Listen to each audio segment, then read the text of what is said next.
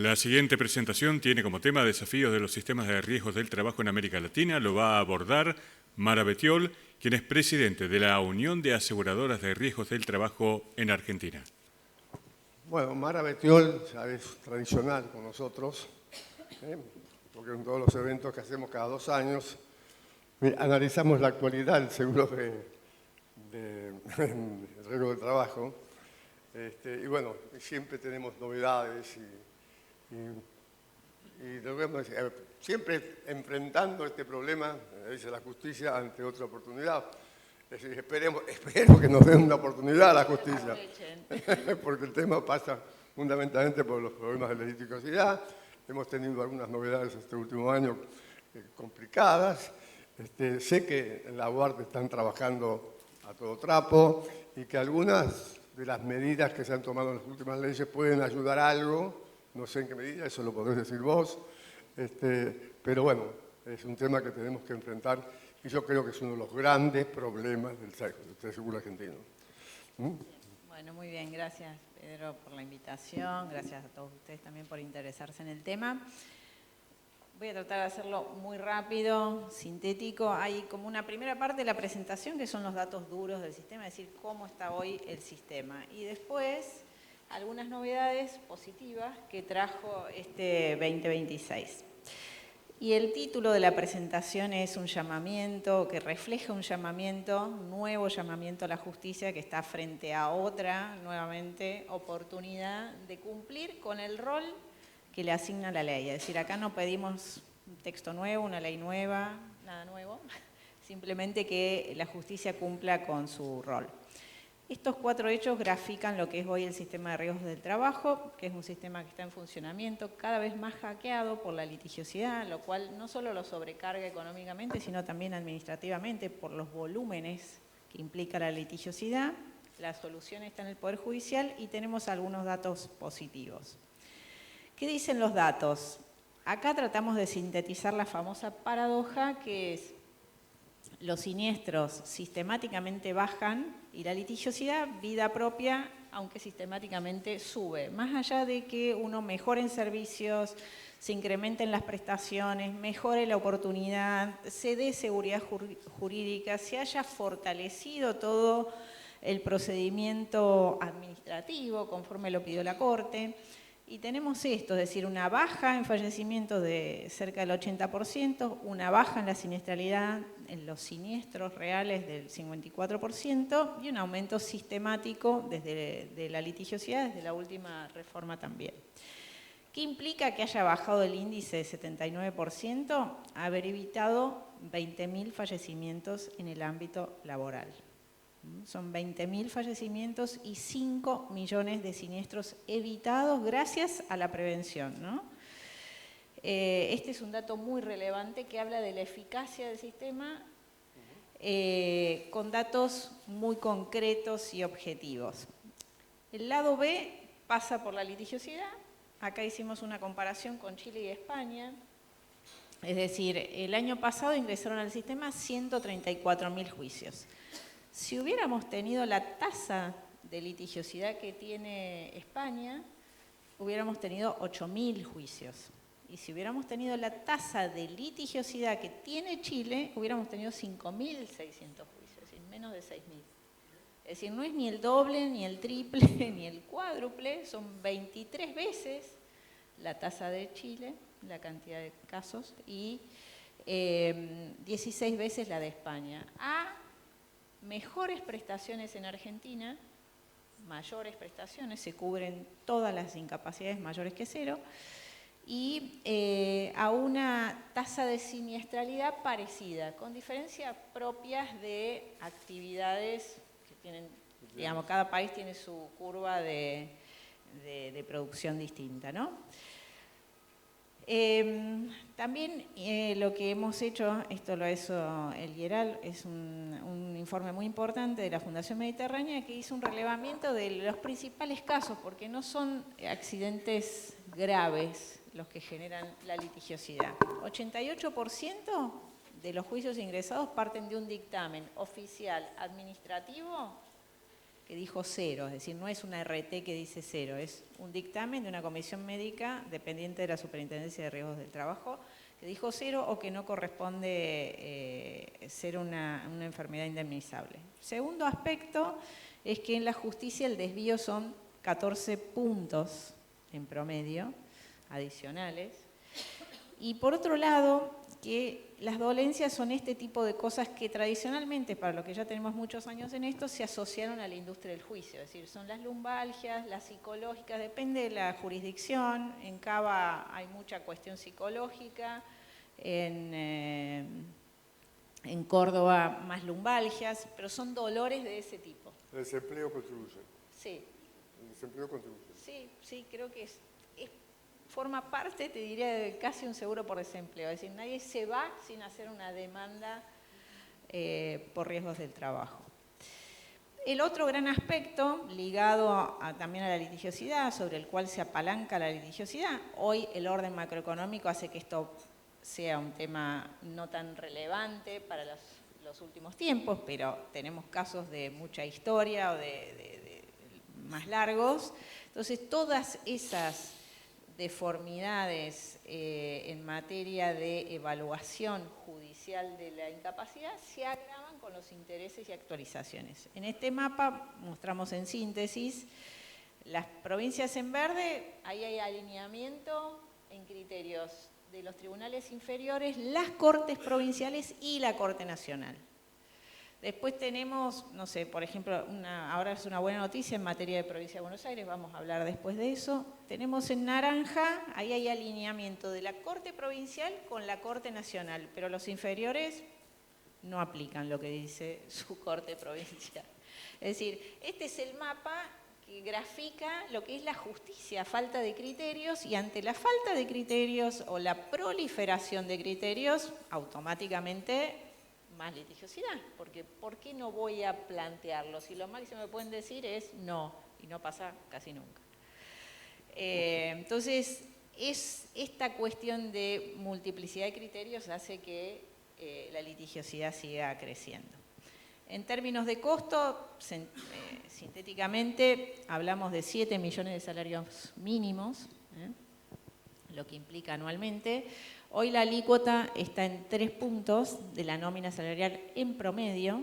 Hay actividades que son más elevadas. Cada empleador tiene una tarifa porque hay un registro de siniestralidad y de litigiosidad sobre el cual se tarifa. Y si tuviéramos que cargar la cantidad de juicios y los criterios de actualización que se usan actualmente, tendríamos que ir a 5.15, es decir, nos falta casi un 70% de alícuota. Esto lo podemos poner acá en este gráfico, pero no en la calle, con la situación actual claramente.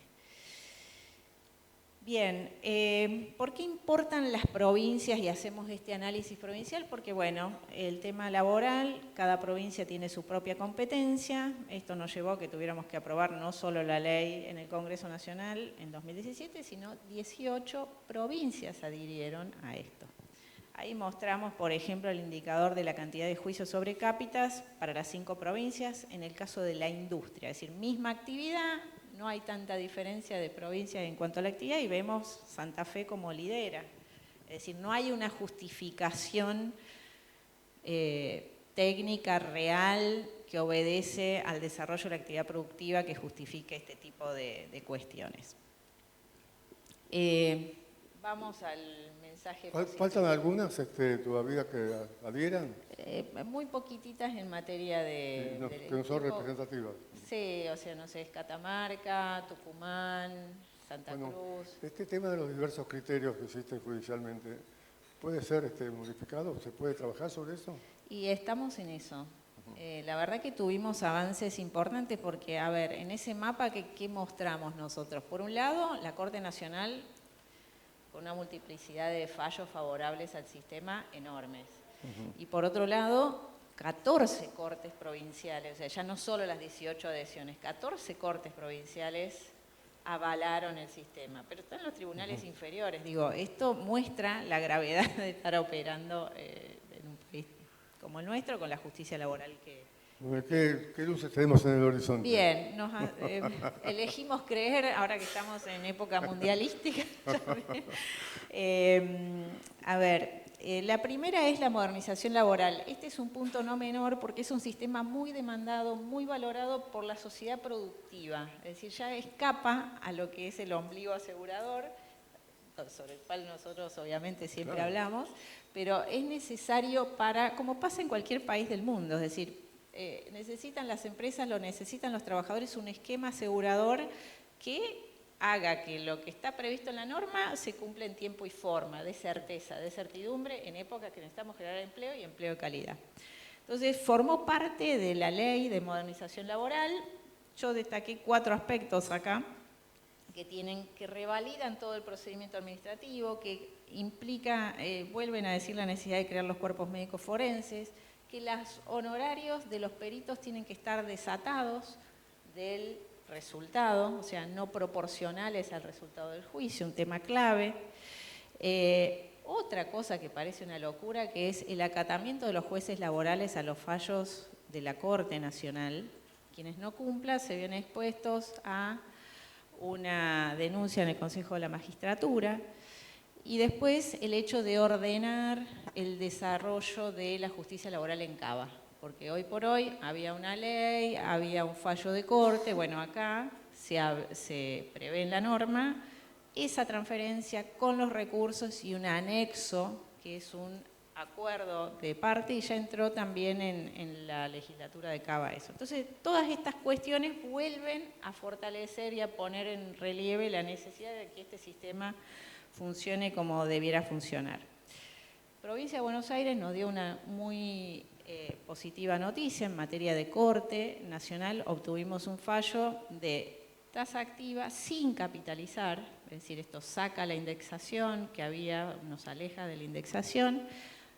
Este sistema tiene 40% de litigiosidad, es de la provincia de Buenos Aires, en cuanto a flujo y en cuanto a stock. Así que esto es muy relevante, veremos qué hacen las distintas instancias inferiores en la provincia. El fallo es Galarza, muy relevante, sobre todo porque fue un tema de muchísima discusión, donde había no solo indexaciones, sino sumas de tasas adicionales, y había proyectos de ley y demás. Esto pone en claro al menos el criterio de la Corte, que es casación en el caso de la provincia. Otros datos positivos: Santa Fe, fuerte compromiso del gobernador con este tema. Se avanzó en la constitución de los cuerpos médicos forenses, había 3, se lleva a 9, hubo una ley ahora recientemente, los 3 ya estaban puestos en funciones, ahora hay 3 meses de suspensión hasta que se integren los próximos 6. Eso ayuda a poner orden en materia pericial, y ahí teníamos un fallo favorable de Corte muy importante en materia de intereses.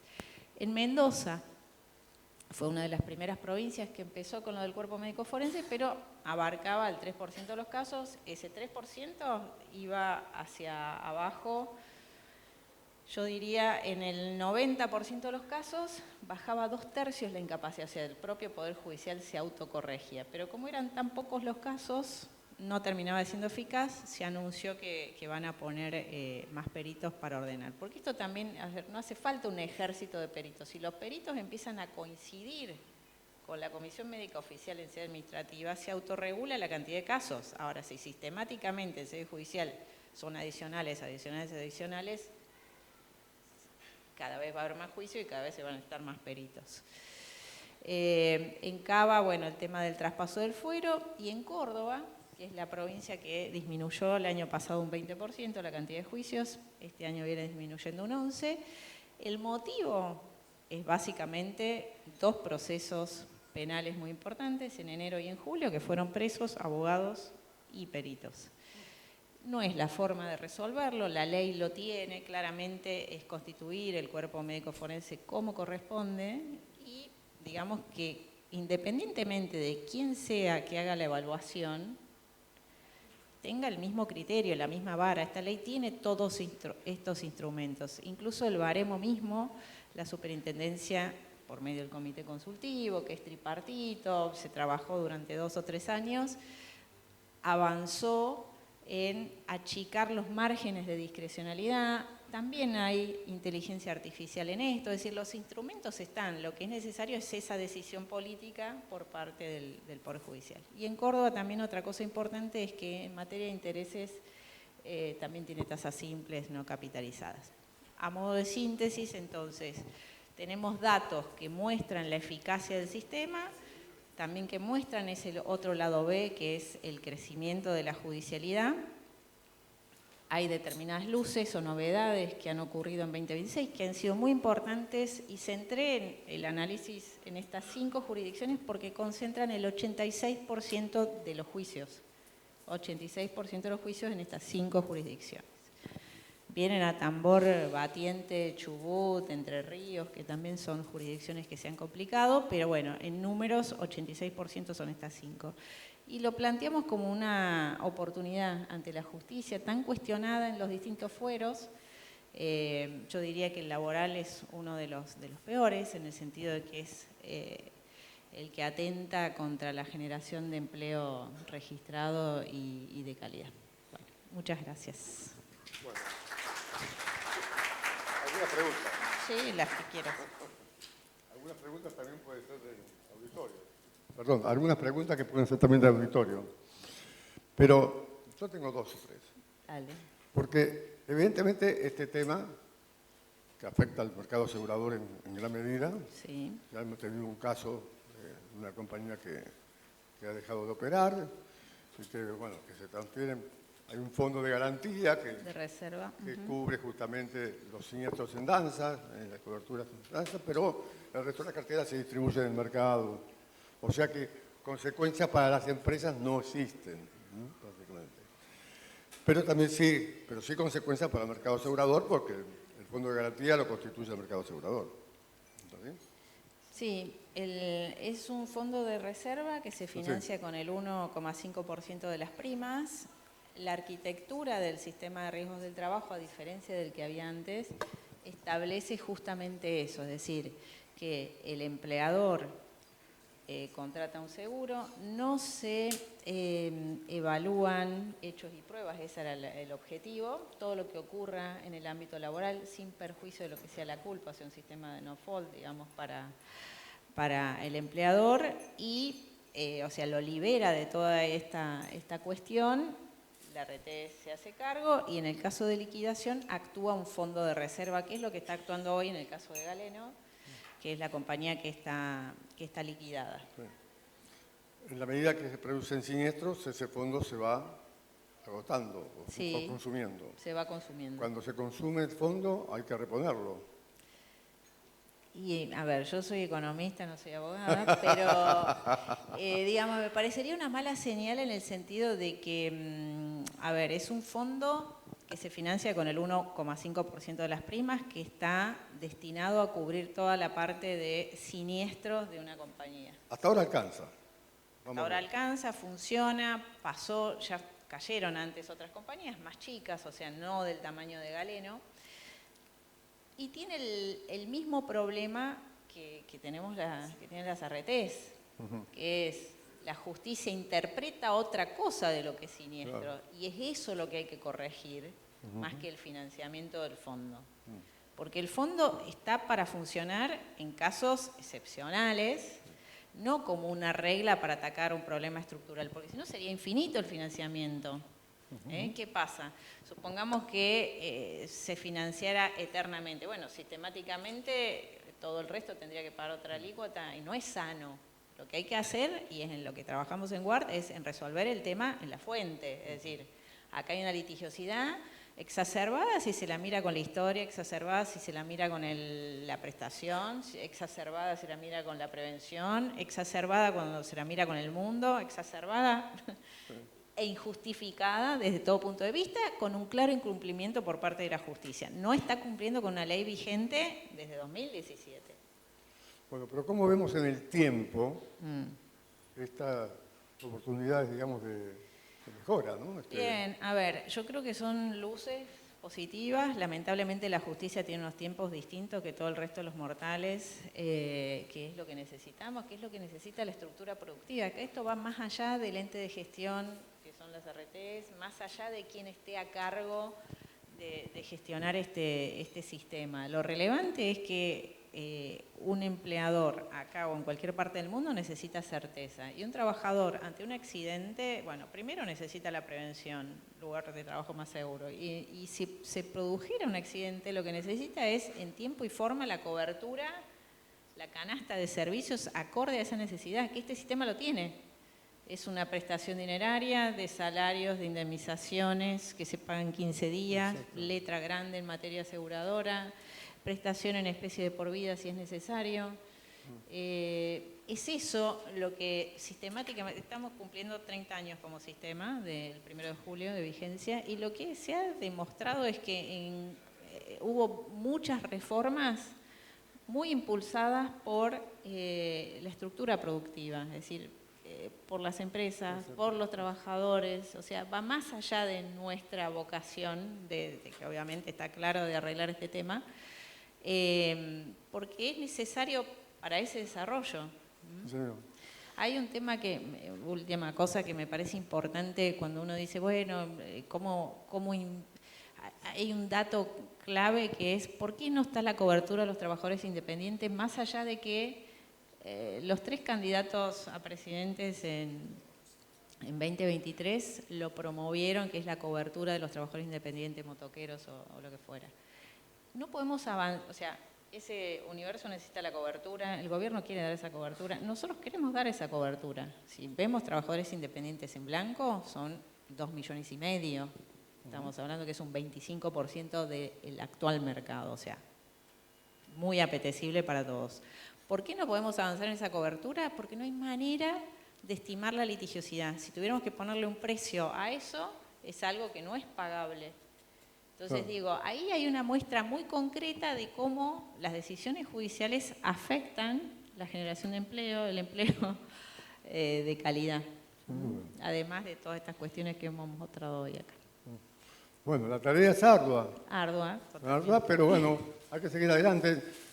Una pregunta que te quería hacer es el tema de si la ley de empleos que salió ayuda un poco. Sí, a ver, son 4 elementos que a uno le parece una locura que haya el artículo 89, 90 diciendo que los jueces laborales tienen que cumplir con los fallos de la Corte Suprema de la Nación si no van a ser denunciados por mal desempeño. ¿Hace falta que una ley diga eso? O sea, ahí muestra el descalabro que es la justicia laboral. Ha puesto ese tipo de cosas, ha puesto algunas otras cuestiones también reforzando aspectos críticos del sistema. El tema de las tasas es importante, ¿no? También en el tema tasa, yo hubiera puesto otra tasa, pero la verdad es que, bueno, es fruto siempre de un consenso de distintas partes. Claramente, o sea, una tasa, se ha puesto una tasa pasiva con un piso alto, que es IPC más 3, el 67% de IPC más 3. Y a todo el mundo le parece normal un IPC más 3, pero viste, voy a decir que tener una inversión que hoy te reditúe un 3%, no es tan fácil, más cuando acá no es que estamos hablando de que algo se pone a riesgo, todo lo contrario, o sea, partimos de una base, en el caso nuestro, que son pericias que están incorrectas. Entonces, esto lo agrava. Pero esa cuestión es más de aplicación en laboral, no para riesgo de trabajo, que tenemos tasa propia. Bueno, eso es lo que te preguntaba, si lo laboral influye en y a ver, hoy por hoy han sido modas, ¿viste? En el caso de los juicios laborales a total país, mitad son de riesgo del trabajo y mitad las otras cuestiones. Tenés provincias como Mendoza, en donde el 70% es riesgo del trabajo, ¿viste? Depende el momento. Un poco se apunta a ayudar a las empresas, ¿no? En lo laboral, justamente, te dieron condiciones favorables a las empresas en muchos aspectos. Creo que, a ver, es también para el empleo, para generar empleo, porque acá... Para generar empleo, bueno, perfecto. Y eso también, en alguna medida, ayuda al sistema de riesgos del trabajo. Hace falta que la actividad... Claro. Y sobre todo la reactivación en actividades que son empleo intensiva, que todavía no es lo que está pasando, ¿no? Entonces, me parece que claramente en este sistema uno puede decir, estos son los derechos del trabajador, y uno puede tildarlos, compararlos con lo que había antes, o con lo que pasa en el mundo y estás arriba seguro. Entonces, ahí ya no es que uno dice estoy recortando derechos. Lo que estamos haciendo es la justicia mal utilizando el sistema, ¿no?, de riesgos del trabajo. Bueno, ¿tenemos alguna pregunta más en el auditorio? Aprovechando acá a Mara, que realmente el conocimiento que tiene el tema es maravilloso. Bueno, gracias. Bueno, Parece Mara, que está todo claro. muchas gracias por todo y hay que seguir trabajando. Sí, totalmente. Acá no se puede bajar la guardia, ¿eh? No, totalmente. Siempre avante. Totalmente. Bueno, muchas gracias. Gracias.